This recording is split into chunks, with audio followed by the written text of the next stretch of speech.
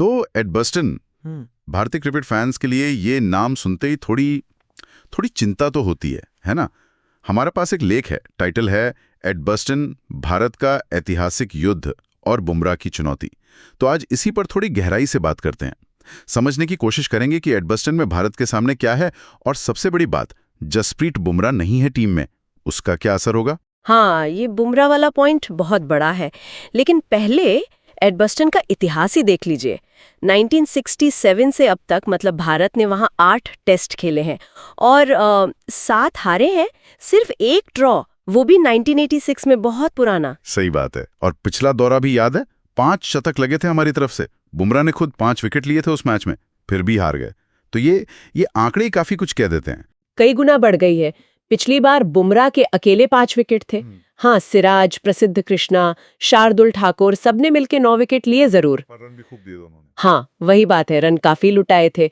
तो अब सवाल यही है कि भाई बुमराह की कमी कौन पूरी करेगा, कैसे पूरी होगी? क्या ये गेंदबाज वो दबाव बना पाएंगे जो बुमराह बनाते हैं? सबसे बड़ा सवाल यही है। तो बुमराह की जगह लेगा कौन? मोहम्मद सिराज का नाम सबसे पहले आता है, अनुभव है उनके पास, लेकिन क्या वो तैयार हैं पूरा अटैक लीड करने के लिए? लेख में भी इशारा है कि उनको अपनी आउटस्विंगर और लेंथ उस पर लगातार काम करना होगा, फोकस रखना होगा। हाँ, सिराज एनवी टाइप है, लेकिन और भी नाम है। लेख में आकाशदीप और अर्शदीप सिंह का भी जिक्र है, जो दिलचस्प है। आकाशदीप के बारे में कहा गया है कि उनकी सीम पोजीशन अच्छी है और गेंद को देर से हरकत करा सकते हैं, वो परेशान कर सकते हैं बल्लेबाजों को। और अर्शदीप, अगर उनको मौका मिलता है, पहला टेस्ट होगा उनका, तो वो लेफ्ट आर्म एंगल लाएंगे, स्विंग है, नियंत्रण है, एक अलग वैरायटी। अच्छा, और प्रसिद्ध कृष्णा, उनका क्या?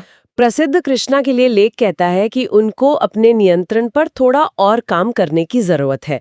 पेस है, लेकिन कंट्रोल अहम होगा इंग्लैंड में। और शार्दुल ठाकुर, उनका प्रदर्शन खासकर नंबर 8 पर बल्ले से पिछले मैच में वैसा नहीं था जैसी उम्मीद थी। हाँ, ये गेंदबाजी की बात हो गई। स्पिन डिपार्टमेंट का क्या? रविंद्र जडेजा हैं, अनुभव तो बहुत है उनके पास। अनुभव बेशकीमती है बिल्कुल, पर लेख उनके हालिया फॉर्म पर भी सवाल उठा रहा है। पिछले 3 टेस्ट में सिर्फ 4 विकेट, ये आंकड़ा थोड़ा चिंताजनक तो है। और ऊपर से एडबर्स्टन की पिच, कह रहे हैं 10-12 मिलीमीटर घास होगी। तो मतलब स्पिनर्स का रोल शायद तीसरे दिन के बाद ही शुरू हो, पहले 2 दिन तो मुश्किल लगता है। हाँ बिल्कुल, पिच को देखते हुए तो यही लगता है कि शुरुआत में तेज गेंदबाजों को ही मदद मिलेगी। लेकिन देखिए, चिंता सिर्फ गेंदबाजी की नहीं है। लेख एक और बहुत अहम मुद्दे का ध्यान दिलाता है, वो है निचला क्रम बैटिंग में। हाँ, क्या कहा है? आंकड़ा ये है कि पिछले 17 टेस्ट की 14 पारियों में आखिरी 5 बल्लेबाजों ने मिलकर 100 रन भी नहीं बनाए हैं। ये बहुत बड़ी कमजोरी है और इंग्लैंड जैसी टीम इसे जरूर भुनाने की कोशिश करेगी। बिल्कुल, निचले क्रम के रन बहुत जरूरी हो जाते हैं, खासकर इंग्लैंड में। तो शायद यहीं पर नीतीश कुमार रेड्डी और वॉशिंगटन सुंदर जैसे ऑलराउंडरों की भूमिका बढ़ जाती है। लेख में नीतीश का जिक्र है कि ऑस्ट्रेलिया में अच्छा किया था उन्होंने। वो एक संतुलन ला सकते हैं। हाँ, नीतीश एक विकल्प हो सकते हैं और वॉशिंगटन सुंदर भी।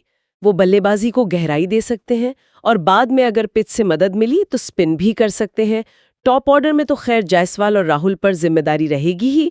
मिडिल ऑर्डर में गिल और पंत अहम होंगे। अच्छा, लेख में नंबर 3 के लिए भी कुछ सुझाव हैं? हाँ, लेख में कहा गया है कि अनुभव को देखते हुए शायद साई सुदर्शन की जगह करुण नायर को मौका दिया जा सकता है। देखना होगा टीम क्या सोचती है।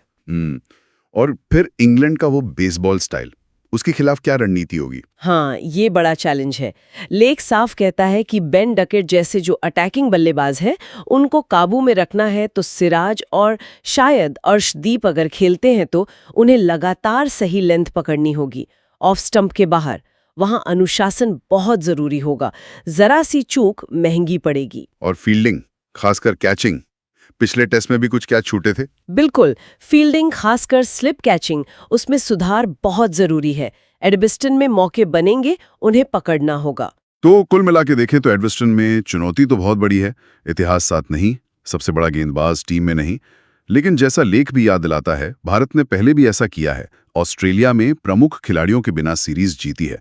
तो सिराज कैसे लीड करते हैं, आकाशदीप या अर्शदीप में से जो भी खेलता है वो कैसा प्रदर्शन करते हैं, और ये ऑलराउंडर नीतीश या सुंदर वो कितना बैलेंस ला पाते हैं, ये सब देखना दिलचस्प होगा।